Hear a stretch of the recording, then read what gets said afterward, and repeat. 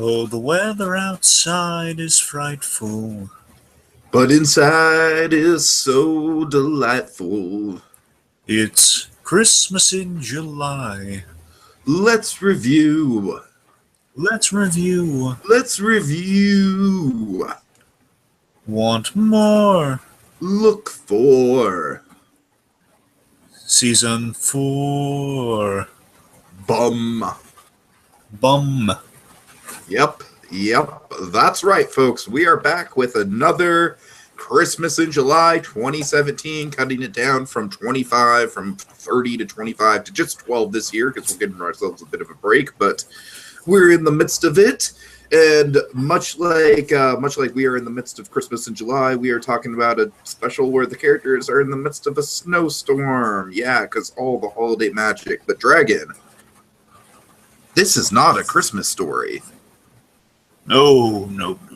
That's what we're talking about. We're talking about Mary Tyler Moore, and the episode is literally not a Christmas story. Which makes it perfect for us. Yep. Dragon, this is a really fun kind of subversion of the Christmas episode trope, I gotta say.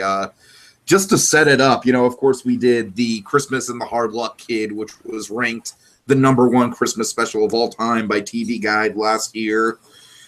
This one, I think this one isn't quite as poignant as the Christmas and the Hard Luck Kid is, but it's really, really good and satirical and almost meta in a way. Yeah. Just Dragon, so just to set up one thing to set up with this episode, and then we'll get into it. I really like the conceit where they're playing on this real world thing that news broadcasts do, where they film Christmas specials in advance. I know this because I remember Disney World actually films their holiday parade in November, their seasonal Christmas parade, and they televise it, but it always takes place in November. Whenever you make an episode for Christmas, of course you got to do it early so you can air around Christmas. Yeah, exactly. So this is a really fun kind of conceit where it's like, well, yeah, the Christmas season in the TV studio would not be around December. It would logically be around November when everyone's kind of like filming their Christmas stuff at the very least. So I gotta say, this is a nice, it's not Christmas in July, but it's an interesting kind of like Christmas in November kind of play on it. So it's an interesting little twist on the formula. And of course, the big conceit here, Dragon, I think, let's just address this up top. I literally think that every single character in this special besides Sue Ann and Georgette are Scrooges. Every single last one of them. Yeah, Lou, Murray, Mary, Ted. Scrooge-a-palooza. Yeah. And that's kind of the conceit of the episode. Like, let's just make, like, the most unpleasant, like, it's not unpleasant, it's just sort of like, like the most bitter and, it's just like a lot of just unpleasantness around the workplace, but done in a very, very fun, charming Mary Tyler Moore way. So, all right, Dragon, any other backstory you want to set up? Well, I should probably set up the context here just to explain how this differs from the Christmas and the Hard Luck Kid. So that was early in the Mary Tyler Moore series. This is, if I'm right, about season 5 out of the 7. I believe it's 7 in total. And you got to remember, similar All in the Family, this is kind of when the spin-off was popular. So certain characters, certain supporting characters got their own shows. So like season 4, Rhoda, everyone's favorite neighbor of Mary, she got her own show. Right. Then the even more short-lived series, Phyllis, for Cloris Leachman's character, that's around season 5. That's why she's not in it, which I got to tell you, I was never crazy about. I love Cloris Leachman in certain things, but this show, I was never thrilled with her in this show, to be honest. Mm-hmm. But anyway, so really, honestly, at that point, the series is really down to the newsroom with our characters. It's purely a kind of Mary's work life that seems to be kind of what the main crux of the series. I haven't watched every single episode, but of course I've watched the early seasons and bits here and there from the latter ones. Of course, the most famous episode being Chuckles Bites the Dust. You've heard about that one, right? I've heard about it, yes. I need to catch myself up on all of these classic sitcoms that we've been talking about, man. Anyway, so it's the whole bowl of wax. We're kind of Mary worked her way up the ladder as the series went on, so now she's definitely firmly the producer of the show. That's kind of where we're at with it right now. All right, so let's jump into it. So we start off, and like I said, the big conceit of this episode is that it's kind of like framed around this false Christmas dinner, but it's still like it's almost next to nothing in the episode is Christmas. So we're going to be pulling for the tropes here, folks. Maybe not quite as much as we were with Courage, but still. No, there's still, and again, it's a lot of like faux Christmas, which works for our faux Christmas special in a way. Exactly. So let's see. So Murray is, let's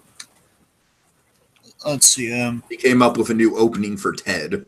Yes, he's running it by Ted and by Mary. Mm-hmm. Around the world and around the corner. Yes, now it's going to be important to kind of get that delineation straight. So again, that's the version that Murray wrote for Ted, and she pitched it to Mary before he pitched it to Ted. So it's for Ted, but he hasn't run it by Ted yet. Mm-hmm. Around the world, around the corner. Mary likes it. Mm-hmm. Maybe we'll run. Okay, maybe we'll run it next week. Okay, then Ted enters the scene. The wonderful Ted night.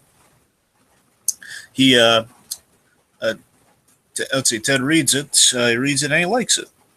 I really like it. It's just me. Yeah. Fun fact: Ted Knight was a Jim Gordon. Oh God, was he really? Yeah, in the Super Friends era. Oh, wow. Okay. Oh man. Well, I want to say it's the. I'm pretty sure the Super Friends had a few permutations. It was like the old era of it was pretty sure the Super Friends era. He was the narrator and he was Jim Gordon. It's been fun. Or you know. And Ted Knight was in Psycho, uncredited. Awesome. Okay. Awesome. Okay. Well, yeah. So it sounds just like Ted. Let me take this home with me over the weekend and learn it. Again, it's only an opening he has to memorize. He's such a wonderfully dim but awesome sounding character. And one of the things I really have to credit this episode with is this episode has such a good string of setups and payoffs. Well, I could be wrong here, but the character from Muppets sorry, I'm trying to get it short. Pigs from Space, being pigs in space. Luke Hogg. Like the kind of the Captain Kirk of the. Yeah, I know you're talking about. The names on the tip of my tongue. It's Hogg something. It's like I want to say it's like Luke Hogg something, but then again, I might be thinking of the Luke Skywalker. Again, I feel dumb for not knowing it off the top of my head. I think it's Link something. Yeah, that's it. Right, like Link Hogg something. Yeah. Anyway, so that guy very much is modeled after Ted Knight. So that's where that Muppet's coming from. So basically, if you like that character, you'll notice he sounds a lot like Ted Knight. So little fun. I understand the charm of Ted Knight as Ted. As Ted is the fact he's so oblivious, he's so dim-witted, but he's so darn lovable, and he has like everything he delivers sounds great in that voice. Oh yeah. Anyway, so like he walks out the doors as he's going to need to learn it. Then he almost immediately walks back in, basically with pitching the reversal of the idea. Of course, Murray and I don't know if you're familiar with this, Sticky, but Murray and Ted have like a long-standing thing where Murray, it's classic. Murray's the guy who has the right copy for the guy for the dim-witted guy who reads it on news. He has to make the dumb guy sound smart, so he's always getting the shaft. Right, so right. It's always like kind of that. They're almost like brotherly, like kind of a brotherly rivalry almost. I can see that. Yeah. It's like older brother, little brother. Like Ted's the little brother, he's the older brother. Almost. So Ted wants to change it from around the world to around the corner to around the corner and around the world. Either or sounds okay, to be honest. You know what, Dragon? I'm just going to address this right here. I think around the corner and around the world sounds way better. He's on Ted's side. I'm on Ted's side with this. Go get him, America. I represent the Ollie the Elevator Mans of the world. Oh, yes. All right, anyways. Oh, jeez. Anyways, of course, Murray likes the original better, the original version better. Let's see. So Mary is asking. So again, like they're kind of hashing out again. Seemingly, Ted's like he's gonna go with like, oh yeah, sure. I was just throwing it out there. Okay, he's just gonna move on. Seemingly. Mary's asking Murray what his plans for the weekend are. Saturday and Sunday. Saturdays, he's got chores. Really, around the house chores. He's got to go to the dentist. Put in new storm window. Sunday, it's the more unpleasant chores. That Murray is just always the optimist. Yeah. See, Ted Ted I read was it both. right. Oh, I asked Ollie the elevator man. I read it both ways, and there was no question around it. Around the corner and around the world is a way to go. I tell you, I don't. Again, bear in mind, not watching every episode of the show. I don't know if we've ever seen Ollie the Elevator Man. I don't love know. the idea of Ollie the elevator. I love it. I also love that we don't see the guy. I just love it. It kind of paints a picture in your head like what you think Ollie the Elevator guy is. Right. Like, does he actually have refined taste? Is he a good judge of character? It's a lot there. And Murray kind of calls us out. He's like, "Oh, what experience does he have?" Well, he's been running that elevator for 17 years. I love that gag. To me, is probably my favorite gag in the special. I really love that joke every time. It's like, well, even right. It's like, yeah, it's such a ask a dumb question, get a dumb answer. That's great. So Mary's trying to stay out of it, but of course, her job, she is forced to mediate. Oh yeah. There's a great gag here where he says, "It's like to be or." It's like to be or to be, and then Not of course, to be or to be. Yeah, Ted does not realize what that is a reference to. Mm-hmm. So then we have a great bit with Lou while Lou's just trying to get out of there. Have a nice day, you guys. Not so fast, Lou. Okay, Ted, and all the wonderful Ed Asner folks. Oh, it's the wonderful Ed Asner. Hi, I'm Ed Asner. Yep. Wonderful Ed Asner folks. Obscure Everyone documentary beloved, reference. Anyways. of course, everyone's fate. A nice day. Is that good enough for you, Ted? So they run the opening by Lou, and of course, that's it. Yep, that's Ted has this hilarious line where he says, "That's what we're doing the news for, not for us. We already know the news. We're doing it for the Ollies, for the elevator." Right. Lou decides for Mary to the side and kind of delegating the responsibility. He doesn't want to deal with it. He just wants to get out of there as soon as possible. He doesn't want to be held up. Wants to go to sport again. Mm-hmm. And Mary will decide on Monday. Yes, to the side. And look, she saves herself with that Monday thing. So Ted's saying to Murray, "I respect Murray's opinion, but he tells Murray he respects his opinion, but he hopes that he's got comfortable shoes because he's going to tell Ollie, and he'll be walking 23 flights of stairs." Ollie. Yep. Okay, let's see. Well, you have kind of a salacious scene for a Christmas special, you got to say. A little bit, yes. My dad always admits that his first crush was Mary Tyler Moore, and I can see why. Oh, let's just address it now. I mean, it's a very inappropriate scene to address this, but I'll address it just because I feel embarrassed that we completely forgot this with the opening. The reason we picked Mary Tyler Moore this year is because, unfortunately, we've lost we lost Mary Tyler Moore this year. Yeah. January, so we wanted to kind of pay tribute to her with this. So, yes, I mean, she was America's first in many respects. Oh yeah, for sure. Okay. Very much a trailblazer, much like her character in this show. It's just always the eternal optimist. Very funny. She's a really sweet lady. Mm-hmm. Okay. Murray visits Mary at a very bad time. He's catching her out of the bath, or like out of the shower. I think it's the bath anyway. Very bad time. She's like in a towel. Like, it's kind of shame on Mary for answering the door like that. I mean, come on, man. Like, don't you have a robe? Oh, it's okay. You see, I was in there too long. My fingers were starting to get all wrinkly. But again, it's like the ever lovable Mary Tyler Moore here. It's like, again, this kind of lays the groundwork for a good performance in some ways. Like the ever pleasant person. Let's not split hairs as well. Let's just a little bit. Honestly, if it came out that Vera Farmiga took notes on Mary Tyler Moore for the Norma Bates performance, it would not shock me. That's what I'm saying. I feel like if you're looking where Vera Farmiga was kind of pulling from for her take on Norma Bates, I wouldn't be surprised. Mary Tyler Moore. So, yes, let's see. So Mary, yes, again, very, very bad. She's handling the situation very, again, kind of in a Norma fashion here, where she's just kind of like, again, she's kind of playing it off very well. Again, she is pointing out throughout the scene that, again, like, it's kind of a towel here. Want to get dressed so we can continue this conversation. Right. No, look, Mary. Again, the idea is he's pushing her like a bad time, so he'll get his way. That's the idea. Mm-hmm. Mm-hmm. So Murray, he's basically saying, "Oh, I respect your opinion, Mary. I understand. Like, either the way you pick, and of course, like, she says that she'll be doing it his way on Monday, and doing this. Says, "Oh, thank you, Mary. You made such a fantastic choice. I'll get out of there." Mm-hmm. All right. So let's see. We get some. I like how we use these establishing shots to kind of like see how the blizzard is progressing over the episode, which is good.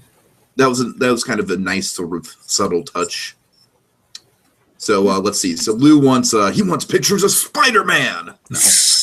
Very funny, considering the great Ed Asner was also J. Jonah Jameson in the 90s. Exactly. So it's Monday. Most importantly, it is Monday. Lou wants pictures of the storm, not Spider-Man. He wants pictures of the storm. Again, folks, Spider-Man will be relevant this Christmas in July. Little tease. Oh yeah. Lou wants pictures of the storm, not the cliche stuff. He doesn't want snowball fights. He doesn't want a fat guy shoveling snow. Mm-hmm. Shoveling sidewalks. Shoveling snow from the sidewalks. And of course, Mary's with the kind of the wise guy answer again. You got spunk. I hate spunk. Classic kind of Lou Mary rapport there. About the spray. About children playing in the spray of a fire hydrant. Mm-hmm. Okay, there's one. Which I gotta say, that is kind of like a fun sort of like, it's sort of like Christmas in July. Yep. So two things I should address. We have two characters in this season that we did not have in like the last time we talked about Mary Tyler Moore. I probably should explain briefly. Is that who entering the scene is a very young Betty White. Yeah, definitely. As Sue Ann Nivens. Sue Ann Nivens, the gist of it is she's pretty much as you see her here, but there's like one facet person I didn't quite see, is that she's kind of like the Doris Roberts from Everybody Loves Raymond, in the extent that she is the happy homemaker. She runs like she's the happy homemaker. She cooks, she bakes. She does like kind of a how-to for the housewife type show. I mean, I pretty much picked up on that from the episode. Yeah. Yes, but the two things with her character that we get half of it here is that she likes Lou Grant. She the Lou Grant, and or she kind of has these biting, like she'll insult her, like kind of like Doris Roberts would on Everybody Loves Raymond. Mm-hmm. Yeah, basically saying like basically like giving her like a backhanded compliment, like pointing out like, "Oh, Mary," with a smile on her face. "Oh, Mary, that's terrible." Oh, okay. Yeah, you're right. I didn't really pick up on that in this episode. That's the thing. It's kind of the gist of it. And the point is, like, no one likes her for those kind of reasons. Like, oh boy, like when Sue Ann Nivens enters, like, oh god, she's like the Elmira from Tiny Toons. Like, oh god, she's so positive. That's kind of thing. Everyone no one likes Sue Ann Nivens really, but they can't really. She's not. Oh god, Sue Ann Nivens, what a headache. She's like normal. That's the better one for Garfield. Normal. She's normal. Yeah, because I feel like Elmira kind of like falls into the Dee Dee Pickles side of the not liking spectrum. Right. But she absolutely is normal. Just going with like our best Christmas special. Well, what I'm trying to say is like it's Betty White, so of course we the audience like her, but she's meant to get on the character's nerves, right? Exactly. Yeah. Okay. Anyways. All right. Let's see. So yes, Homemaker show. She has like a very very Christmassy dress on. Mm-hmm. Oh yeah. She's loving the snow. She's very conceited. She's waxing poetic about the snow. This is what I'm talking about. She's very conceitedly going through how much she loves the snow here. And how isn't it funny how a majestic force of nature could screw up a whole city? Yep. Let's see. And then she's like, this to me here. Here's the funny thing for me is that Mary Tyler Moore, we have kind of like the building blocks of the Farmiga. Here we have Betty White just kind of like over hamming it up. It's like how you don't do a Farmiga, but it's still like it's kind of its own thing. It's like someone like going too eager with a Farmiga. Right. I can see that. It's like someone trying too hard to mirror Vera Farmiga versus someone who's very naturally Yuletide yummies for worldwide tummies. That's what I'm saying. Like that, even hearing Vera Farmiga say that just wouldn't sound right. It's like, you know what? That line, yeah. It's like, I don't even think Farmiga could sell that line without being like, okay, I'm just really hamming it up right now. God. Okay. And this is November. Established that she's, she always tapes the Christmas shows in advance, so it's November. Kind of like it's July. In this case, it's November. Right. So she tapes it early so she can spend time with her sister, and also is here actually on Christmas. Her sister's kind of creepy, but has a pool, so she's cool either way. Let's see. She's suggesting games they can play, like, oh, this wonderful game from Finland. Oh wait, that wouldn't work because you need 3 little boys and a peasant's wife. The newsroom essentially turns her down. Mary's meeting someone at the theater. Mm-hmm. And having people over for bridge. Again, they're all coming up with like last minute excuses, I would factor. And then Lou, this is probably the gag of the episode. Oh yeah, this is great. Oh my god. So Lou's like, she asked Lou because again she cares most about Lou. Remember that. So she really has an effect. She's always in heat around Lou Grant. That's the gag. Oh god. And Lou's just like, I'm not doing anything. Sue Ann, I don't have any plans tonight. Will you come? You'll come. And then Lou Grant, just like, I can't even begin to describe how well timed this is. Polish the Emmy, folks. This is a scene called Polishing the Emmy. Just one word. No. Oh yeah, he says no because he doesn't like any of that stuff. Yeah.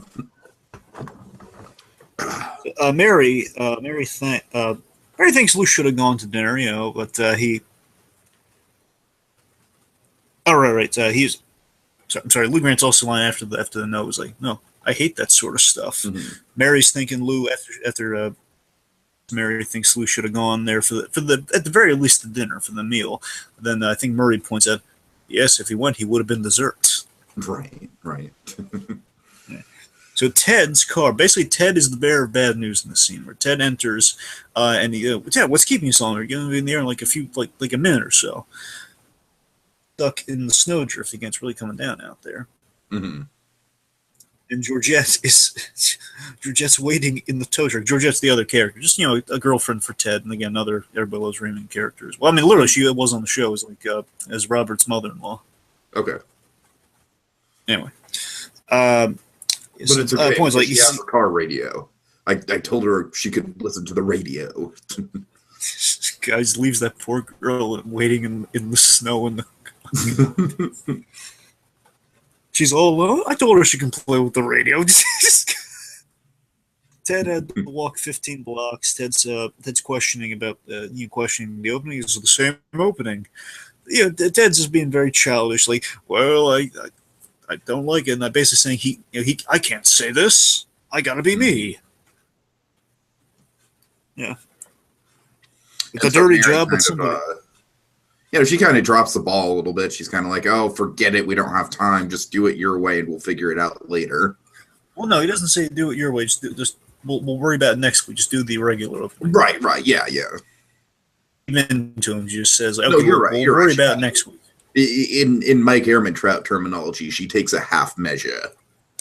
Yes. No more half measures, Mary. So there's note down there. She crosses it out. She's like we'll talk about tomorrow. The opening. So they're opening the same way as always. That's the plan at least. Let me write that down. just gotta write that. Murray questions this. Murray's questioning Mary's judgment call on that. Her decision making on that. Mm-hmm. You gotta stick by the old call, Mary. Come on. And Mary, she jumps into it right away. She's like, "You're right, Ted. This is how Murray wrote it, and this is how we're gonna do it. Around the world, around the corner, however you say it." And then Ted wants a please. Like, I'm waiting for please, or someone's waiting for please. I think it's Ted. Ted's waiting for please. Yeah, Murray's riding Mary after that. Mm-hmm. And then we have this wonderful video where Lou interrupts with he's very straightforward. Excuse me, I hate to interrupt, but I have a question. Again, the guy, the big boss. He's like one of the best bosses in all of television. Let's face it. Oh yeah, sure. Lou interrupts with a very, very simple question. Why is the show on the air and Ted isn't? Ted then realizes. He realizes slowly. Versus he's trying to explain it to Lou. He's like, oh well, Lou, you see what happened was. He puts it together, nice scampers off. Mm-hmm. So let's see. So they're opening. I think Lou's kind of like, well, it looks like we're opening with a picture of an empty studio right now. Yep. Yep. And then Murray says, I've never enjoyed the show more. In a rush, Ted enters, and he does it his way. He does the opening, the additional opening, his way, around the corner and around the world. To Murray's dismay, he's steaming, man. He's steaming. He's mad. Yeah, he's about ready to quit.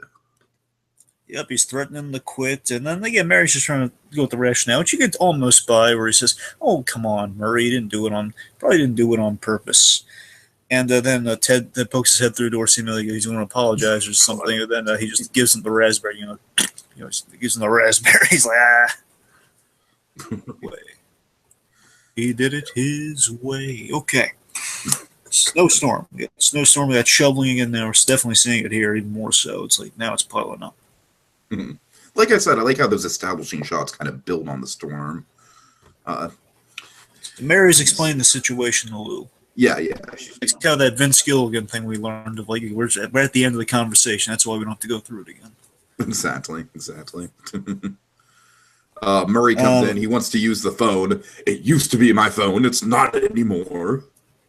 He wants to use his former phone. All his former stuff he has to ask permission to use now. He calls his wife. And this is like the ingeniousness of this whole special right here. He's calling his wife because he can't get the car out of the snowdrift. It's like all snow blizzardy out there. And they say he won't be able to get out till midnight. And so again, it's this brilliant idea that Murray has quit. Like, something bad's gone down here. Murray has quit over it, and he is stuck here. He cannot leave. He's going to be miserable, and everyone else is going to be miserable over, well, someone's quit. We don't want this guy to quit. And everyone's mad at each other based on this scene going forward. May I use the coffee? Because it's not my coffee cup anymore. Yes, Murray, you can have some coffee. Yeah. Then we got adorable Mary Tyler Moore, just like, Murray. Baked blueprint right here. Come on. Murray. Then Lou chiming in, somehow, I don't think, winging him with your logic.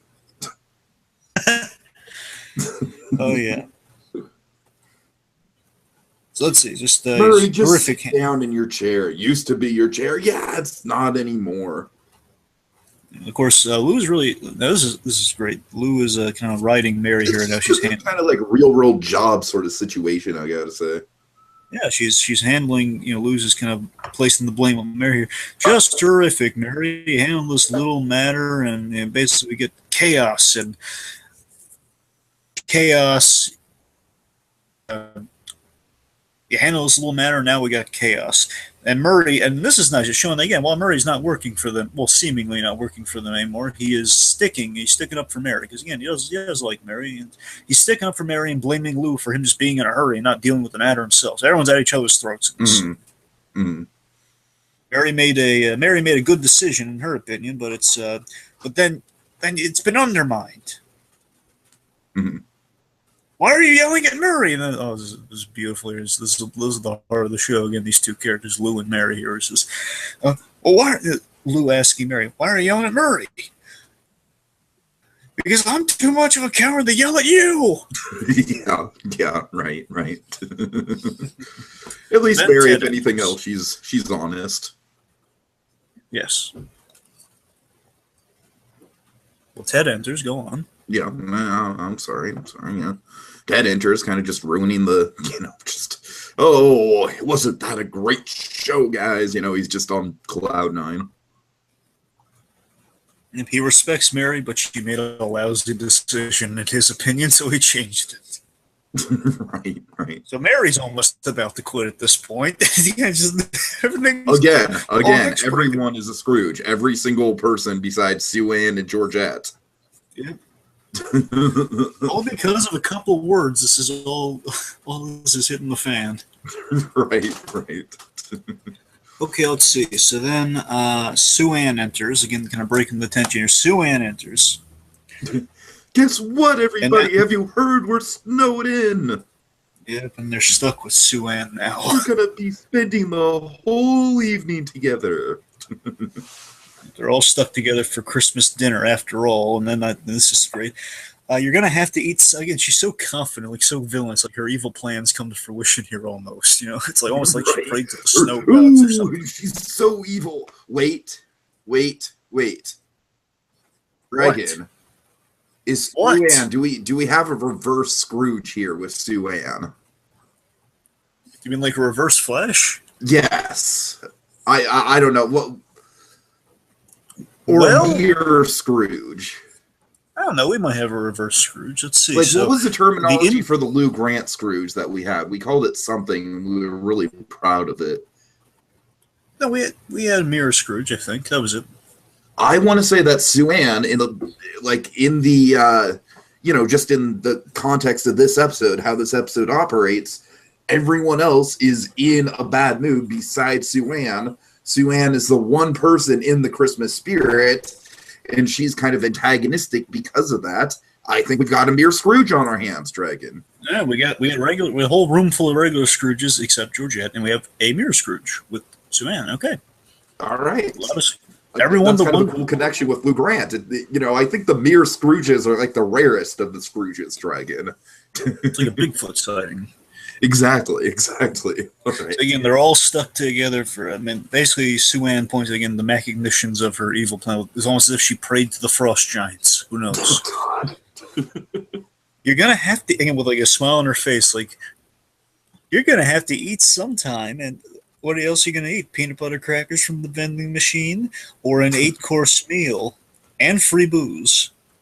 And of course, the free booze are like, all right, let's go. Yeah. They all reluctantly are down for this. This is great timing here. Like, Georgette comes in when they're leaving. Hello, everybody. Yeah. Oh, Ted, just once could we pay the full price and have Christmas dinner on December 25th? Basically, with that break in stride, Ted informs her of, oh no, Georgette, we're having Christmas dinner here, and just thinking that he's so cheap. He's cheaping out on Christmas dinner so much we got to eat it like in November. Right. Okay, so now we're on the Christmas dining room set. I love this. I love how this is the set piece for the third act. It is. It's great. It has a Christmas tree. Has warm cider. It's basically kind of the equivalent of the Bates Motel season 4 final scene. In a way, yes. In a way. Like the Norman Rockwell painting. Yeah. And of course, Norman was a... okay. Right. I'm picturing kind of a funny series. Imagine this. Romero walks in in season 4 when he's kind of moseying on in there. He's asking, what's the Norman Rockwell painting? They must be good. God. Dragon, I've got to say, I'm shocked that in all of our Bates Motel season 4 stuff, we never made that comparison. Well, again, we didn't have the Norman Rockwell paint till the very end. Well, I'm just saying, at the very end, I'm kind of shocked that we didn't go in that direction with it. Anyways. Right, though. So again, the Christmas dining room with all the trimmings, it's Christmas colors, the whole 9 yards, and essentially, as Georgette points out, it's like a Kodak commercial. Right. Well, we have the mistletoe gag where the mistletoe gag where it's an asparagus fern. Basically, she really goes for it with Lou Grant, and he's almost lifted off the ground with how she's laying it on him there. Mm-hmm. Oh, but so again, Mary is fern, but what the hell? Yep. So let's see. No wonder Deadpool admires this one. She really goes for it. Well, he admires the golden. He admires the Golden Girls, especially B. Arthur. I'm saying he likes all the Golden Girls. Mm-hmm. Okay, so Mary is basically everyone's being seated in a certain place. You should be in the happy home because she's seating everyone. Basically, Mary's making sure she avoids sitting next to everyone. Essentially. Right. Okay, Tiki, days to the hat thing. Oh God. Oh, the hat thing. Where to start? Well, of course, this is I love this idea so much. It's so silly and it's so hilarious. So the theme of the of Sue Ann's Christmas special this year is the multicultural holidays. So she's got a little multicultural hat for all of them, Dragon, and this leads to probably for me the outside of the Lou Grant no. Just the funniest delivery of a line in the episode, I'm a little Dutch girl. I don't know. There's just something about the Betty White delivery on that just kills me. The Georgette, Georgette's like, kind of into it too. She's like, "Oh, I'm a little pirate girl." Was that Scottish or was that someone else? I don't know. Okay. Oh, put on your sombrero, Lou. God, and the idea is like, again, this is her exercise of person. In many ways, she's a mirror Scrooge because she's positive on the surface and she's in the Christmas spirit. But yes. Ah, I love the mirror Scrooge. I'm so proud when we come up with it, Dragon. Yep. And so, gold. Anyway, so you know what says Merry Christmas, Tiki? Nothing says Merry Christmas in November like a sombrero. Gosh darn it, you're right, Dragon. And basically, she has him over the barrel here by saying, again, well, as much as some of them, like Mary has like I want to say Mary has the German hat. She has the hat with the point. I'm pretty sure it's like that's the Germany one. Mm-hmm. But basically, and I wish they announced what all the hats were so I could know this because I think one of them might have been a Russian hat. I can't tell, but yeah, I hear you. The point is like they coincide with like the 8 dish with the dishes, whatever the dishes are, and the idea is. If you don't wear the hats, you can't eat. God. Again, that's like so like the audience is supposed to like this character is definitely supposed to be funny, but she's so manipulative and evil. Yes. Ooh. Yeah. So then she has like she goes through in the Christmas carols like with the Christmas song books. Says, songs, Lou's not in the mood. Oh, don't worry, they're non-dominational. Right. Murray wants to sing. Well, hey, why does everyone not have to sing? I want to sing. Oh, jeez. So let's see. And then, Murray's in the Christmas spirit. Yep. Ted's with Lou and not wanting to sing. It says, "No, I'm with Lou. No, you're not, Ted." He's just on fire this episode, man. He's got such a good delivery. He's always on fire. He's the man, Tiki. Oh, I believe you. Again, I need to watch more of this show. You never underestimate the power of Asner, man. It's like uranium. It's something you can't compete with. It's like 10 arc reactors built into one performer. Right. Okay, let's see. So yes, then singing the 12 Days of Christmas. Singing decision up to Mary. Do we sing or do we don't sing? Oh yeah, right. Of course, like oh god, just, can you? And then of course Lou has the great. Can you handle it, Mary? God. Let's sing. Of course, Mary just kind of spite Lou. Yeah, let's sing. And then they sing the 12 Days of Christmas all going around. This is a great set piece right here. Ted, do you need to study it over the weekend? God. I love it. It starts off so aggressively. It's the most aggressive rendition of 12 Days of Christmas. Exactly. And then Mary is just like when it gets to her line, she's just like, Sue-Ann, I don't know about. Oh, change your mind again, Mary. And I love that in the middle of the song, there's like Luke kind of has a conversation in the middle of the song, which is great.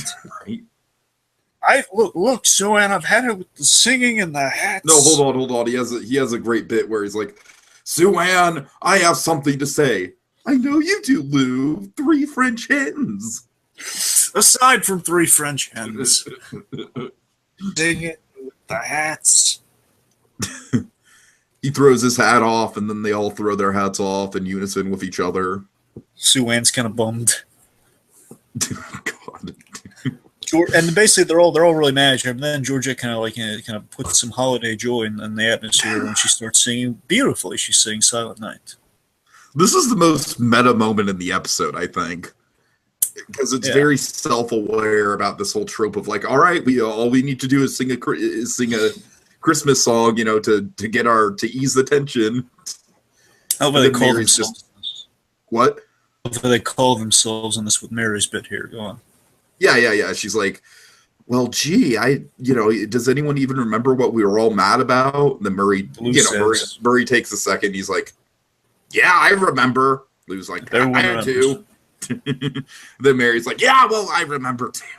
I love how Mary like fires back more aggressive than any of them. She's like, "Oh, screw it."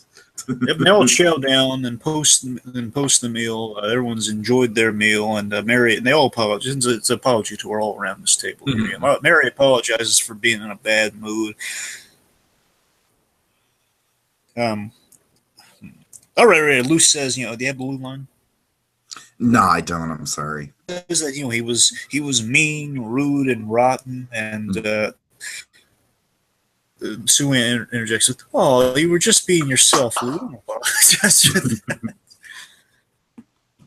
And again, everyone jumps in with the apologies. Yeah, the whole point is like everyone would like to apologize to everyone.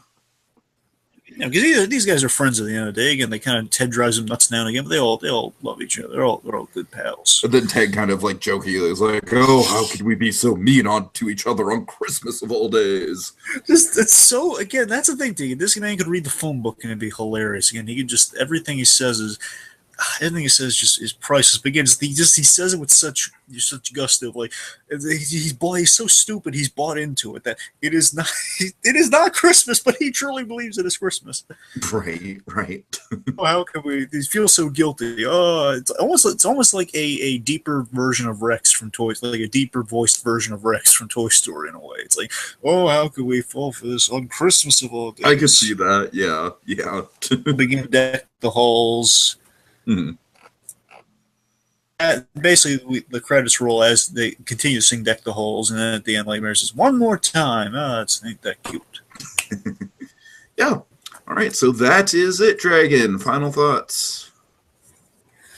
Final thoughts. I enjoyed it a great deal. Again, it's kind of a nice little reversal. Like, we had kind of the sweet one where everyone kind of came back to Mary's aid in Christmas and the Hard Luck Kid. Here, everyone's at each. I just love the reversal of that. One's like kind of the numbers in a good way for like kind of what you want in a Christmas special. This one's like, well, one, it's not Christmas. Secondly, everyone's at each other's throats. It's kind of like a great reversal that worked out. Mm-hmm. Yeah, I think this episode's a lot of fun. I think especially watching it a second time through, it's there's a lot of good setups and payoffs to the gags. How Mary is indecisive and everything like that. Just really sharp writing, really sharp dialogue. Just all around. And again, there's kind of a meta element to this thing too, where it's like, they're kind of playing on, like I said, like very fun kind of Scrooge archetypes and whatnot, and like playing on the whole like, oh, we're singing Silent Night, but that's definitely not going to change the mood. So yeah, I enjoyed this one quite a bit. I thought it was very self-aware, very very clever. Good job all around. All right. Yeah. Let's see. So, Dragon, let's unwrap what we're going to get to on the penultimate episode of Christmas in July.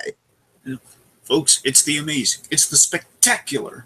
It's the all-around good guy, Spider-Man we're talking about, in a seasonal pitch. Yeah, and of course, we're doing the Spider-Man, the MCU Homecoming universe version of Spider-Man. Yes. Now, of course, just to tease mine just a bit, Dragon, we did a very controversial, I shouldn't say controversial, but very polarizing and split review of Spider-Man Homecoming. And you really liked it a lot. Jacob Weil really liked it a lot. And I was more on the fence about it. I still think it's a good movie. I don't necessarily think it's a great movie. I think it's honestly one of the, not one of the weaker movies in the MCU, but definitely one of the lighter and kind of like more insignificant movies in the MCU for me personally, and I know that's not a popular opinion. So what I want to change about Spider-Man Homecoming for my pitch is I want to use these same characters, because we have good characters with Homecoming, right? Like we have Ned, we have Michelle, we have a good sort of brand of supporting players to play with Homecoming. But I want to really interject some serious drama into this version of Spider-Man, because Dragon, as you know, that's the thing that I thought was severely holding Homecoming back, is that by all intents and purposes for me, Spider-Man Homecoming is more or less a comedy, which kind of bothers me with a character like Spider-Man who, yeah, he's light on the outside, but that character's got a lot of pathos going on, and I want to pay off that pathos. And Dragon, I'm going to give you one little tease, all right? One little tease. It's going to be the first Christmas without Uncle Ben, and the Uncle Ben will be played by Tobey Maguire. You're really going with that theory. I'm really going with the Tobey Maguire thing. Yeah. All right, I mean, it's not the whole, right. like, he's obviously, like, he's not playing he's not playing Peter Parker. He's playing Uncle Ben. But yeah, I'm going for it. I'm casting, I want to see Toby back. All right. So. All right. Okay, go shoot yourself. Let's see What? what happens. Come on. Let's see what happens. Now you're being a Scrooge. You're a jerk. Oh, I'm the Scrooge. I'm the Scrooge. You deserve that for what you did on that Spider-Man Homecoming video. You deserve that. Okay, fair enough. You deserve that and more, buddy. Anyways, so this is very appropriate, the sort of back and forth banter with me and Dragon because of the episode. You know, we're just doing a bit. All right, Dragon, so tropes. What do we got? Okay, obviously we have the not sit around Christmas special. Mm-hmm. The snowing, of course. Mm-hmm. Bickering around the holidays. Well, bickering in, you know what I mean. The Christmas dinner. Yes, Christmas colors, you know, red and green. The Norman Rockwell photo, you know, the kind of perfect Christmas set. Yeah. We have well, basically everyone but Georgette's a Scrooge, and more specifically Sue Ann Nivens is the mirror Scrooge. Yes, the mirror Scrooge. I love it. Let me see. I mean, again, not too many tropes in this one because the whole point of it is that it's kind of not a Christmas story. So, well, we have holiday cider. You know, we got we already Christmas carols. Yes, Christmas carols. Absolutely, we have multicultural holidays. Yes, kind of doing it's a small world with it. Yeah. Well, I was thinking more as told by Ginger, but sure, we'll go. Sure, yes. Okay. Christmas feast, you know. Well, I mean, I already said Christmas dinner. Oh, okay. Well, anyways, it's fine. Sure, Christmas feast. I'm saying it felt kind of feasty. I'm getting like 8 courses. That's a feast. No, you're right. The whole trope of singing the Christmas carol to break the tension. Yep, everyone, kind of like that. All shucks, we've all been so right, exactly. Yep, quitting around the holidays. Getting kind of threatening to quit around the holidays. Mm-hmm.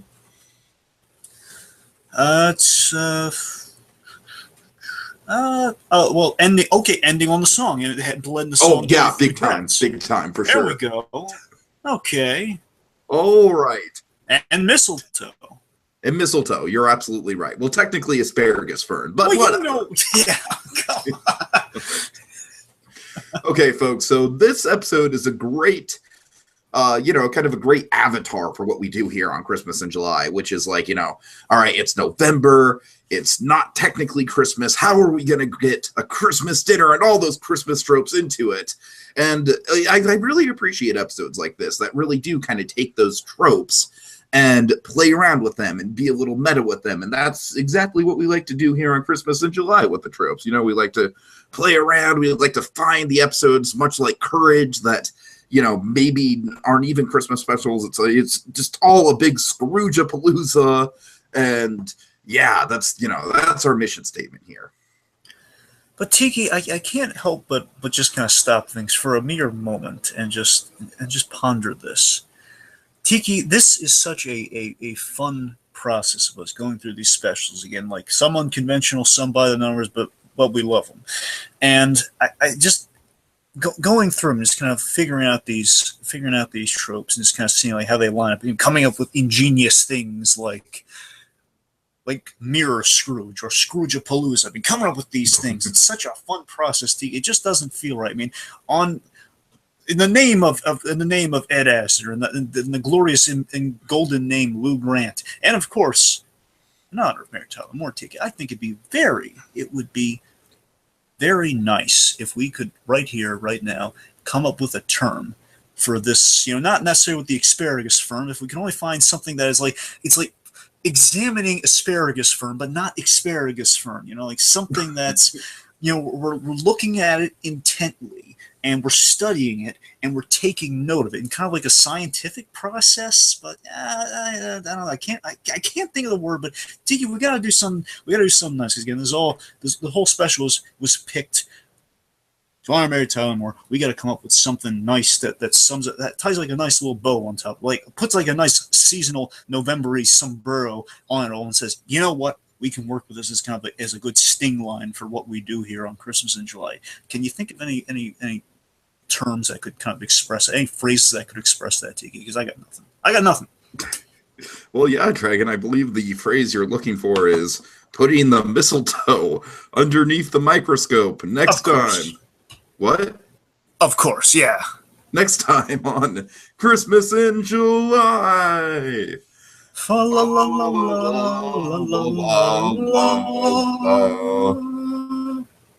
a little Dutch girl.